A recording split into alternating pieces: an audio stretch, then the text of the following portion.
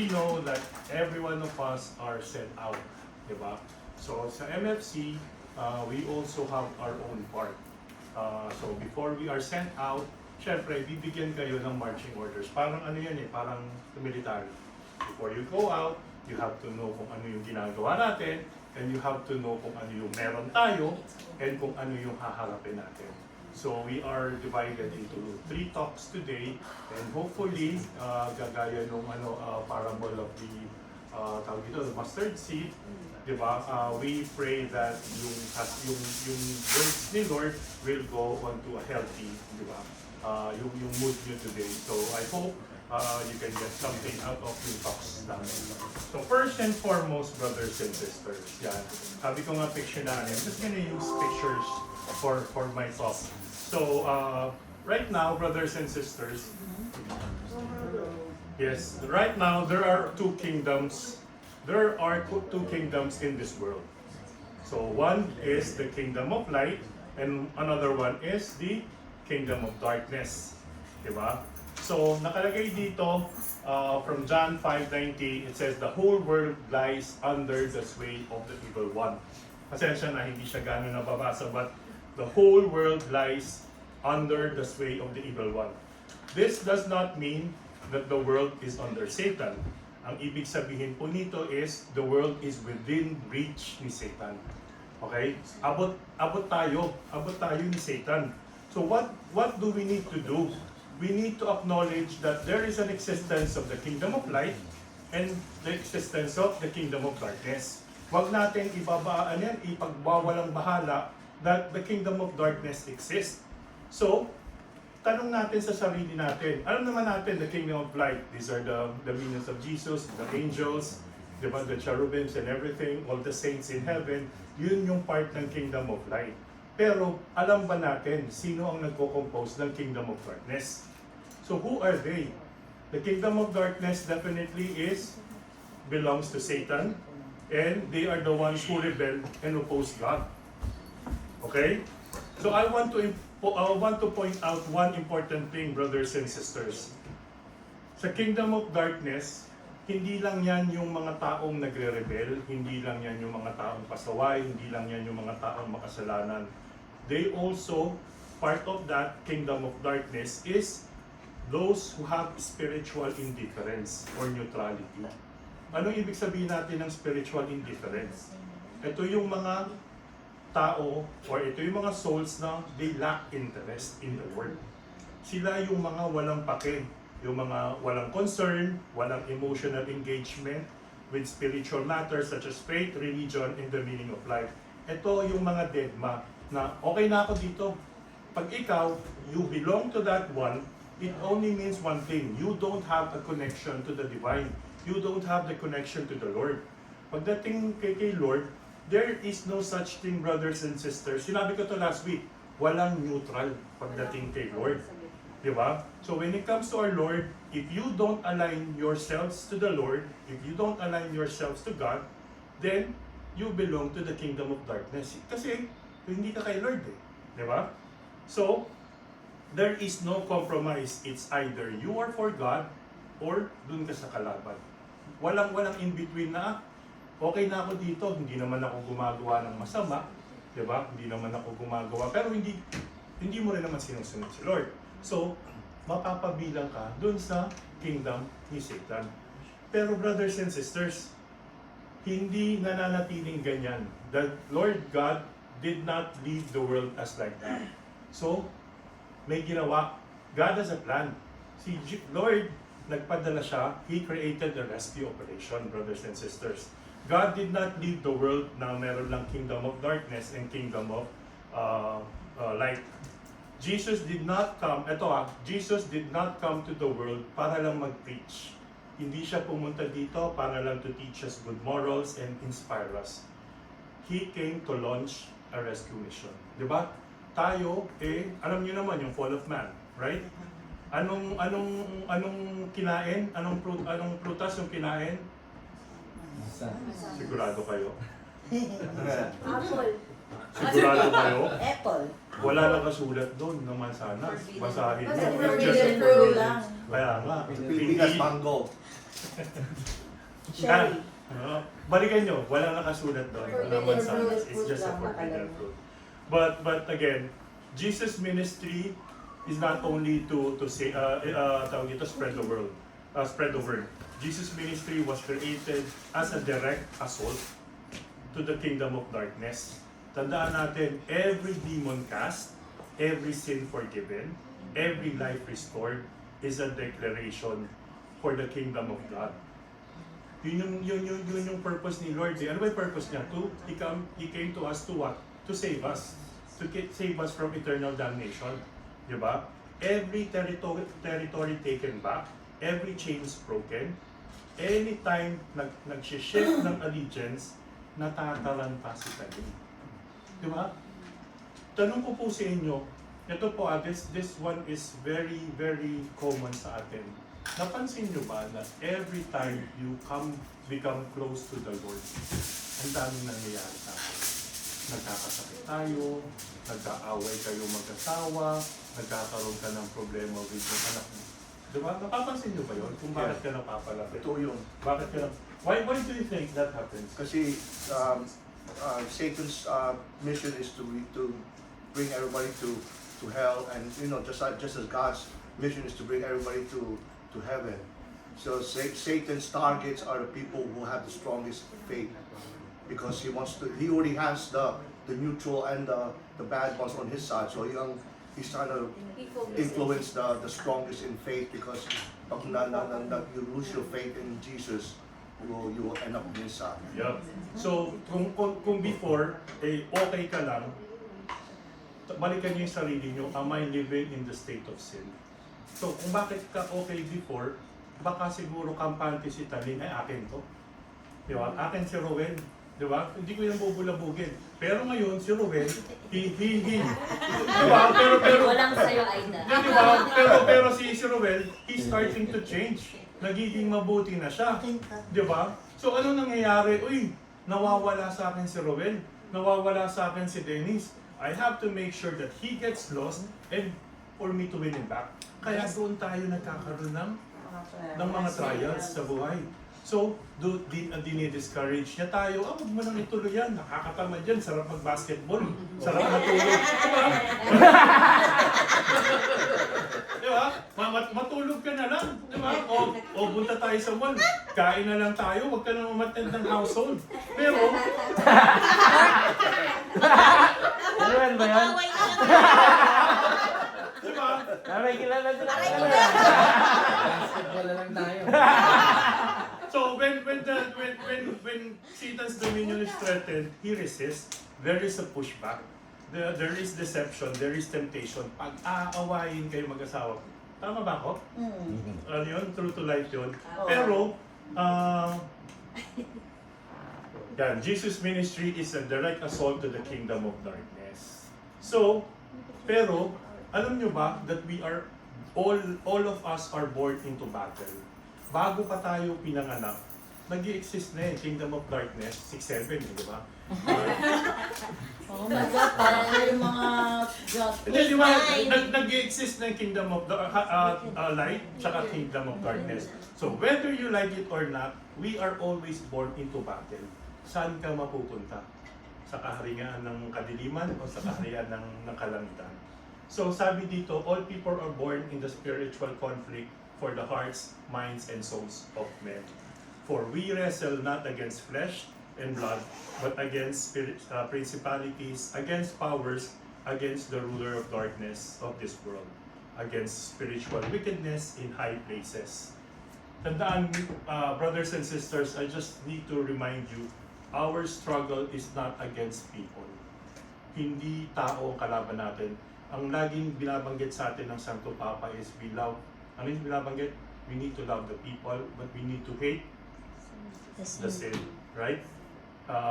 Huwag natin awayin or huwag natin kagalitan ang tao, pero bagkos tayo ay magalit sa kasalanan na ginagawa nila. Our struggle is not against the people. The people we evangelize are not the enemy. They are the captives. Ito, brothers and sisters, this is a very big point. When we evangelize, when we invite, when we serve in the CLS, when we proclaim Christ, we go into a battle. Diba? Every CLS talk given, every small group discussion na ginagawa natin, every testimony, and every prayer meeting, in every household that you attend to, it's a battle. So, I don't know if you notice it every time may CLS tayo, siguro, I don't know kung napansin nyo, meron particular place sa likod na inaalat natin, may mga nagdadasal. We may mga nagro-rosary. Hindi ko lang alam kung napansin niyo yun. We call them our prayer warriors.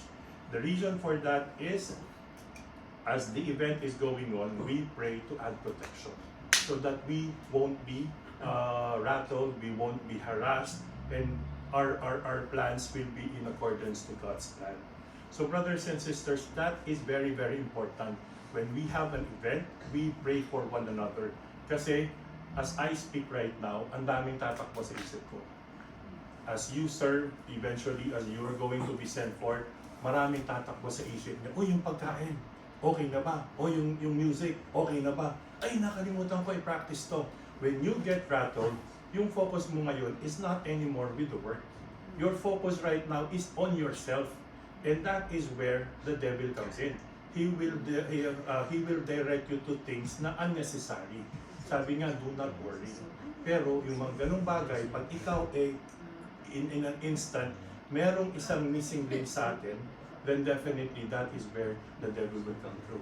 Pag meron nakalimutan ko, nadala mo ba to? Patay na. Mag-aaway-aaway na yung service team. Sinabi ko sa'yo, dalhin mo yan eh. So yung flow nyo is magugulo. So that's the reason why we have our prayer warriors. So, as we are born into the battle, we are given we have our spiritual weapons and armor. So, brothers and sisters, ang defense, we have defensive protection. Maliit lang siya. Gusto nyo palakihan ko?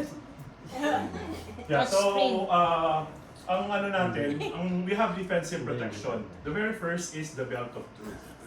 Nakikita naman. Nakikita ba? Hindi lang nakikita ni Juliet kasi nandun siya. Hindi. So the belt of truth. Bakit itong defensive protection natin? Kasi anong primary weapon ni Satanas? His primary is lies, deception, di ba? To confuse us and twist the reality. Di ba? The truth stabilizes our faith and moral decisions. So yan yung isa nating depensa para kay Satanas. Then the next is the breastplate of righteousness. So, ano ba ang righteousness? Righteousness is, is the right relationship with God, living according to His will. Okay? Sin creates vulnerability sa atin. When we allow sin, it's like pride, anger, dishonesty, and selfishness, patay na. Diba? Pinasok na tayo ni Taning. It weakens our spiritual defense. Satan can exploit these holes to cause harm in our faith, family, or mission. So parang, ano yun? Pag pinasukan na tayo ng pride, diba?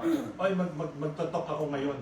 I am the subject matter expert for today. Alam niyo ba, brothers and sisters, one of the most difficult tasks to be given in the community is being a speaker. The reason for that is you are standing in front of other people, and you are you will be swayed easily to think about yourself. Am I speaking good? Am I Bisaya?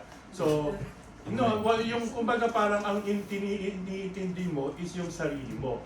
Baka mamaya mali yung pronunciation ko, etc. But the point of you speaking in front is for you to share the message. It's not for you. Kumbaga God cares for you, but it doesn't matter that you are James, it doesn't matter that you are Rochelle, it doesn't matter that you are Jen. What matters is that the people, di ba, receive the word of the Lord. So that is why when you are given the chance to talk in front, pray for it. Pray really hard for it, that your talk will be spirit filled. So, kasi when sin comes in, doon na tayo nagkakaroon ng problema. Then we have the shield of faith.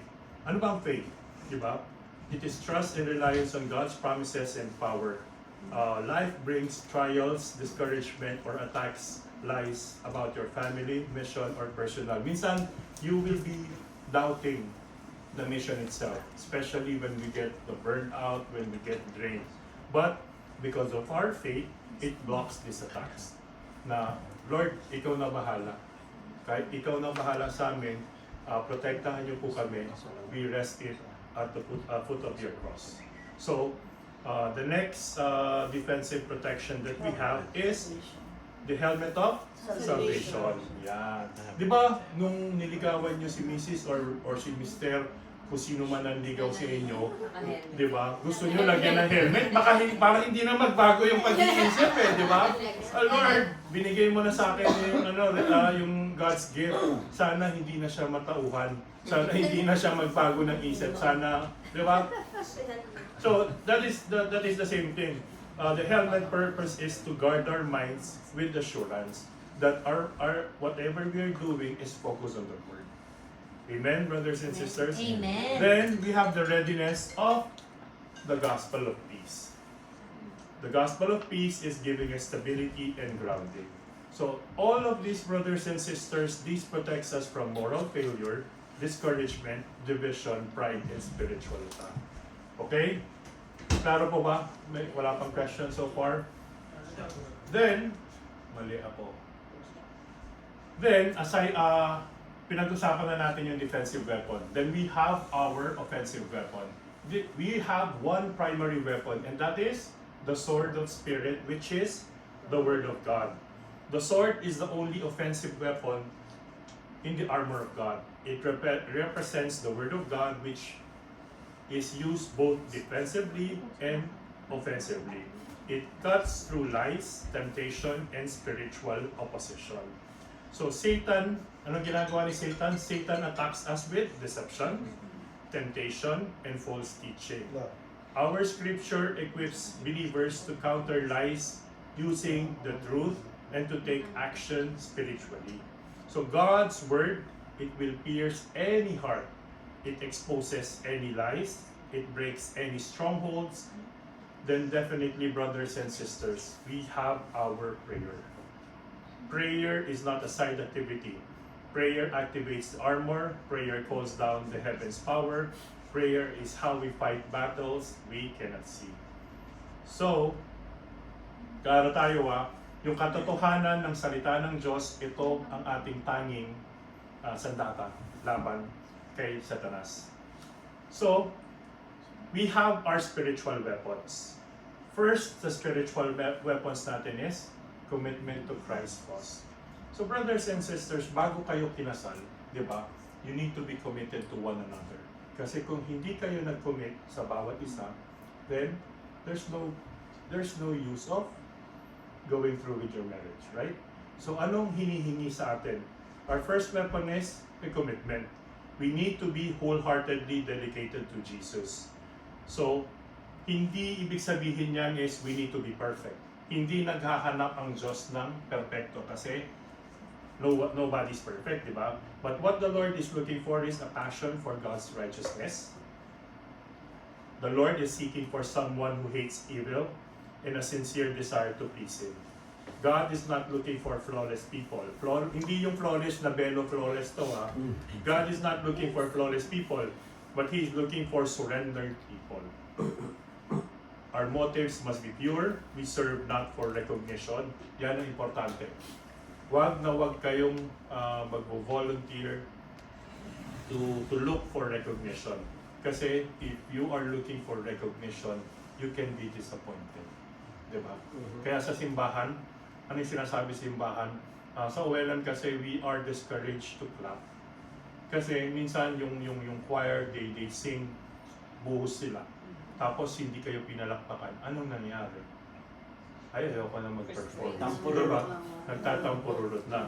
So, our motives must be pure. Ang motives natin here is to get souls, to get people to be saved. What we're doing is not for our name, but it is to build the name of our Lord, for the glory of God. Tandaan natin, brothers and sisters, humility protects our effectiveness. Without Jesus' victory on the cross, we cannot succeed. Apart from Him, we can do nothing. Okay? So first and foremost na nire-require is commitment to Christ's cause. Pangalawa is zeal. Single-minded. Narinig niyo na bang word na zeal before? Oo. Ha? Ako Have you- nasiga na. Narinig niyo na? Oo. Ano sa tingin niyo? Anong ibig sabihin ng zeal? Parang, ano, Gives you parang extra strength. yung focus class. Hindi ko I don't know, parang, my perception of it is it gives you extra strength. Okay. parang yung focus ko sa, yung pagkakaintindi. Ano sa Tagalog ang zeal? Yun na lang. Ano sa Tagalog ang zeal? Ano ka ba? Ah, Siri. Hindi pag Dry seed. break. Diba warriors siya parang brave. Bravery parang. Ang zeal is spiritual intensity, Yun, perseverance. Ang Tagalog niya is kasigasigan or masigasig. Masigasi. Masigasi. Yun. Yun. Yun ang tawag dito. Yun ang Tagalog ng zeal. Galing yan sa Pagiging zeal. masigasig. Being enthusiastic, being diligent, and being passionate. So especially in a mission, task, or cause, this is total surrender na kahit anong mangyari, kahit anong hirap ng gagawin natin, we will be, tawag dito, tuloy-tuloy lang tayo.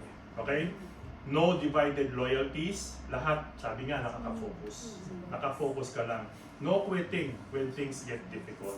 So yung si Satanas, the enemy hopes we will become distracted. Pero kung ikaw ay nakafocus ka lang kay Lord, dead ma tayo kay Taning. So, the next is the Word of God. The Word of God is both weapon and power.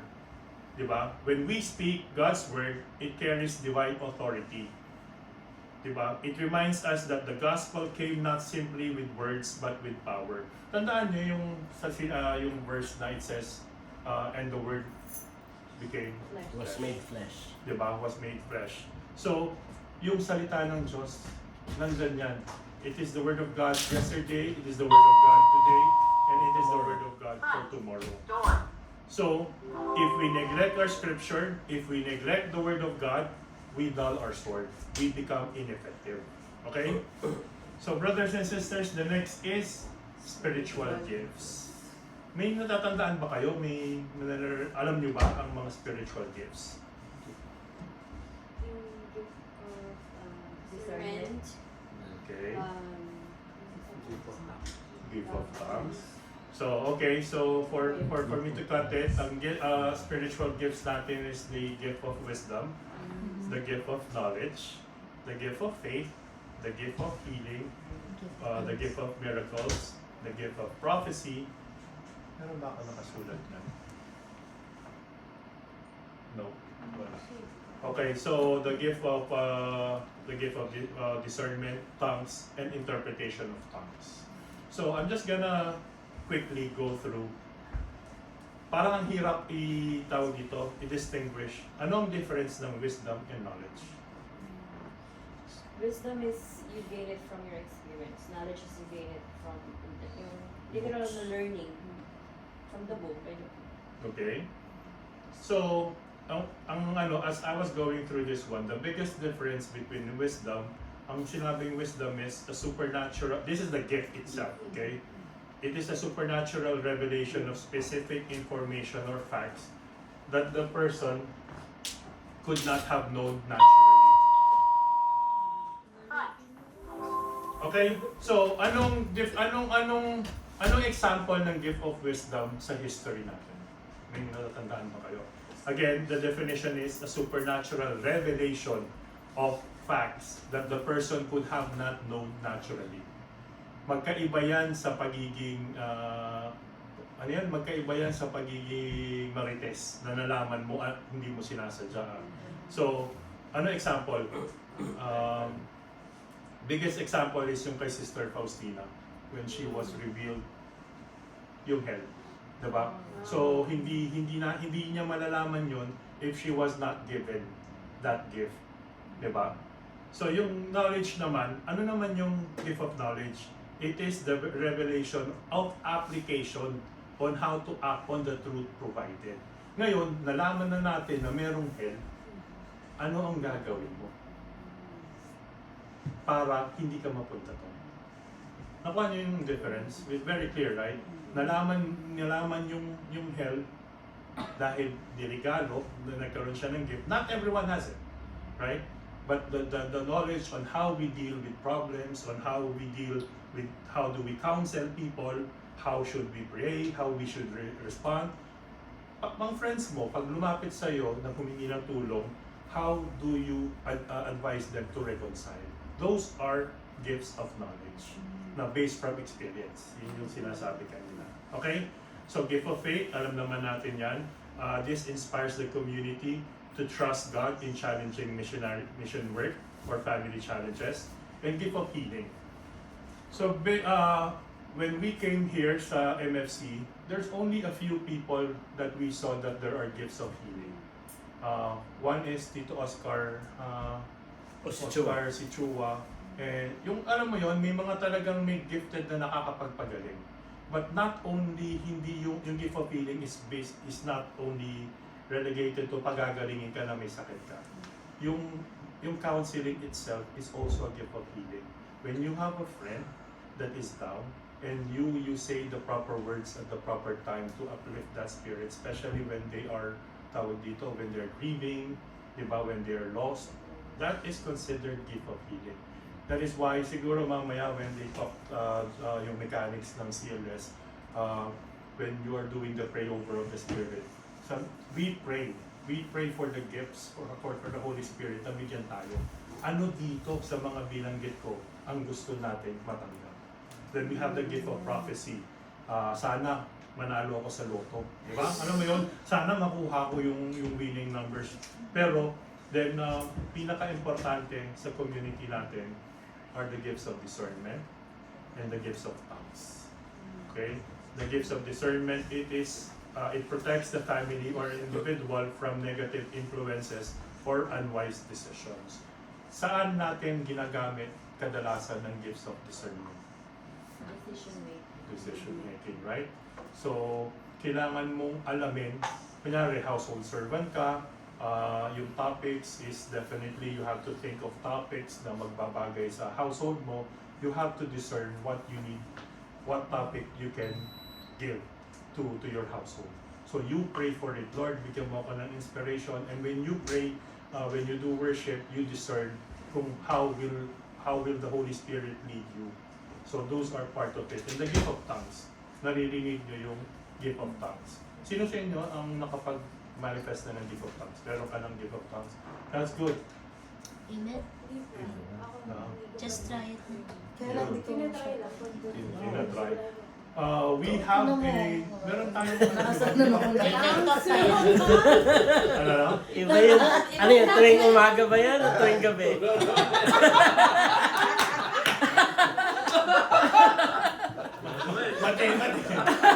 Matinding gift yan. So, tinanong mo na, hindi sila nakakaintindi. Mali ako ba may gift of tongue? Kasi regalo ng French. Regalo ng French. Isama sa usapan So pag ikaw, binigyan ka ng gift of tongue, so pag ngumiti yung kabila, interpretation of tongues yun. So na-interpret mo yung gift na yun. So di ba? Paano mo ma-stop? Ano ba yung nagtatangka, no? So, paano ka mag-stop, no? Kasi nung You don't stop it. si sister, meron kami si Sister Lulu. Oh. Tapos sabi niya, tuloy mo lang yan. Huwag ka matawag, tuloy mo! Sabi niya sa akin, ginagano niya. Wag kang hindi mo hini-stop yan kasi hindi na ikaw yun eh.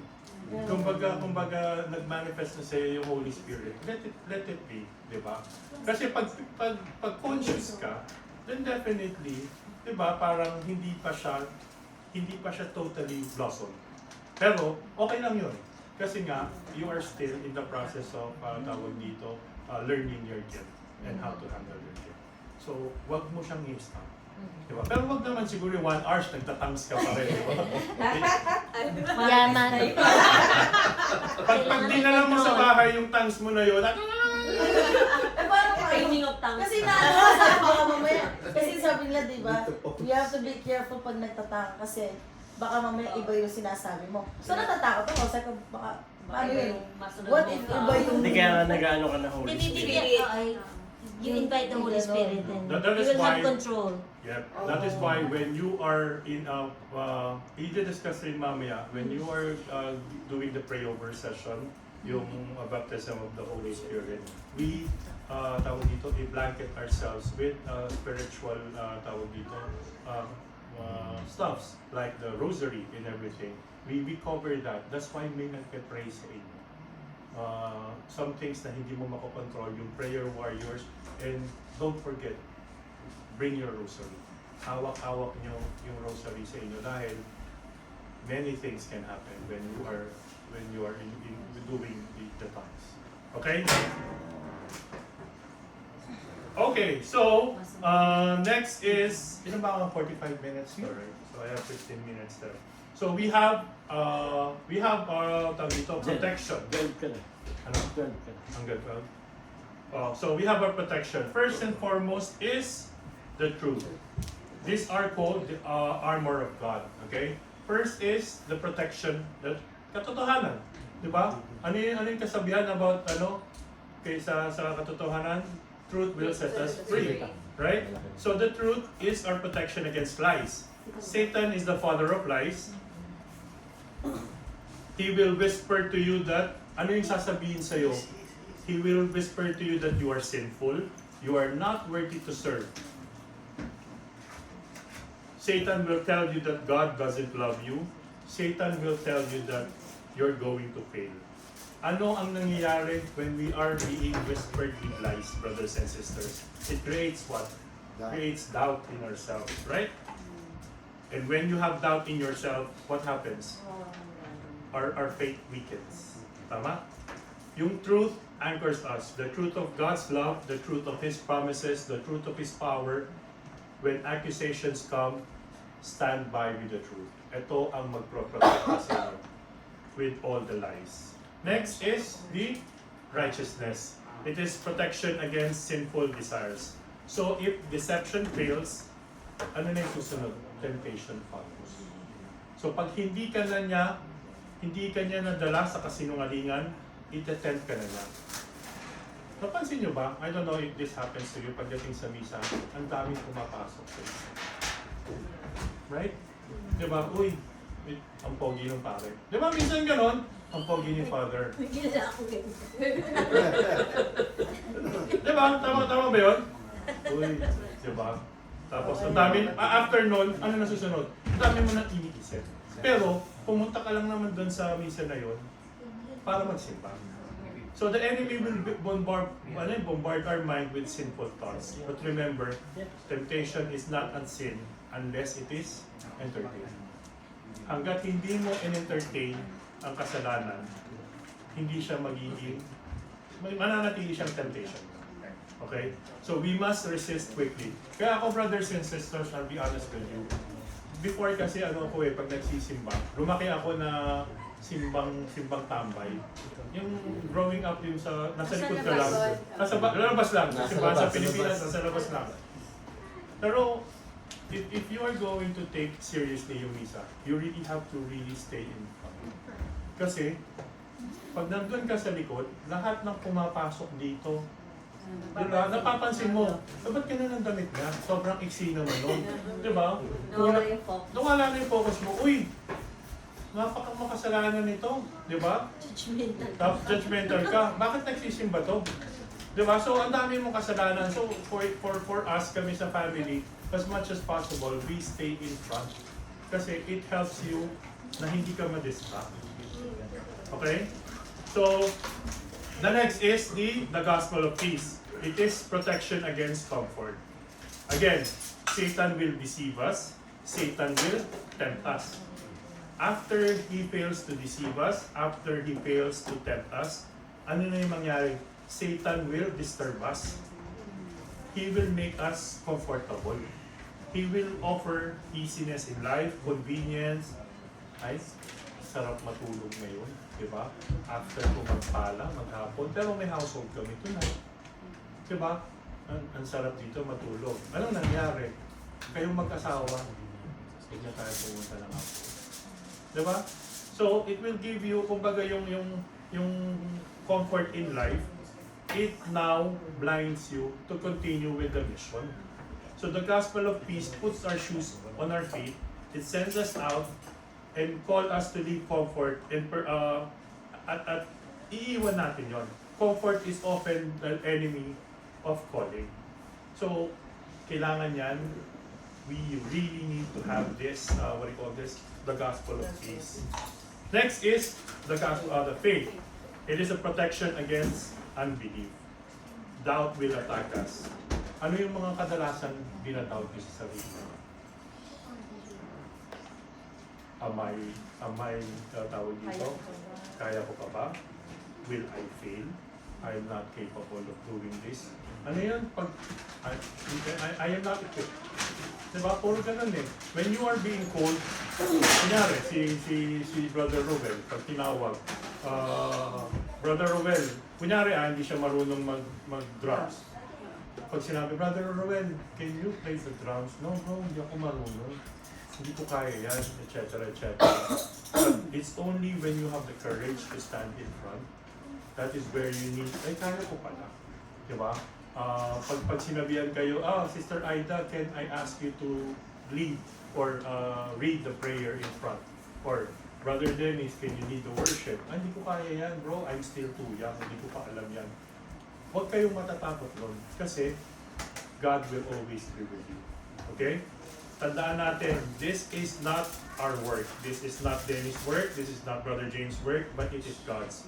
We act not on our own strength, but using God's power. Next is salvation, brothers and sisters.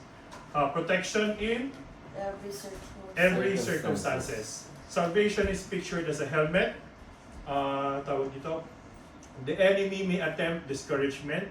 He might give you sickness. He might give you division, even danger. But tandaan natin, brothers and sisters, God already claimed victory. We are already saved. Unfortunately lang, hindi porket sinave tayo that's good enough po. So, after yung salvation natin, God still gave us, God still gave us the freedom of free will. Right? So, we still need to work hard for us to, from the time we were saved until the final judgment, we still need to work hard for until husgahan tayo ni Lord Jesus Christ. So, let us not fall astray. Let us not do things na magiging dahilan para mapunta tayo sa impyerno. So, again, next is the word, the weapon, and the shield. Scriptures protect us from the deception and empowers us to battle. Daily immersions in God's Word is not optional. It is survival. Tandaan natin, brothers and sisters, we are in the battle. If you don't know the Word of the Lord, then we will always be lost. Kailangan yan. So, are you reading your daily Gospels? Are you reading your daily Bibles? Sa'yo, Meg. Pumapal yung Guilty. Isa sa gusto kong i-point out sa inyo is kasalanan ng hindi pag-read ng gospel and the word of the Lord. Kasi ano yung commandment natin? What's the first commandment? no other Than me, right? So if you start your day doing something else before reading the word of the Lord, sinong inuna? Inuna mo yung chores mo, inuna mo yung teleserye mo, inuna mo yung ibang bagay, diba? So, ano yung instruction ni Lord? Very first, thou shall not have gods before me. Hindi mo naman siya Diyos, diba? Pero, you gave more importance to that than the word of the Lord. So, as much as possible, brothers and sisters, find time to read the gospel. The very first thing, say a prayer, Lord, salamat, ginising niyo po ako. Diba? The mere fact na dinilat niyo yung mata niyo, that you can start your day so that you can earn money, diba? Is a great blessing from our Lord. Amen? Amen. Next is prayer. Prayer is our lifeline. Okay? Prayer at all times, personal prayer, corporate prayer, intercessory prayer, Prayer activates every other piece of the armor. Without prayer, brothers and sisters, everything becomes mechanical. So with prayer, everything becomes powerful. So again, just going through this one. Tapos na ako. Yun na yun. Sabi ko sa inyo, pictionary lang tayo. So, in conclusion, brothers and sisters, our weapon, we are not fighting for victory. We are fighting from the victory of Jesus Christ. Nanalo na si Lord. Diba? Our weapons are divine. Our armor is God provided. Our strength is supernatural. Let us be committed. Let us be zealous. Let us wield the word. Let us use the gifts of the Spirit. Let us put on the full armor of God. Let us pray without ceasing, and having done everything. Amen. So, may God be praised. Amen. Ano po ang mga Thank you, Brother Jed. Maraming salamat for that nice talk. Huwag unahin ang panis. Oo. Again, Lagyan ako ng yeah, very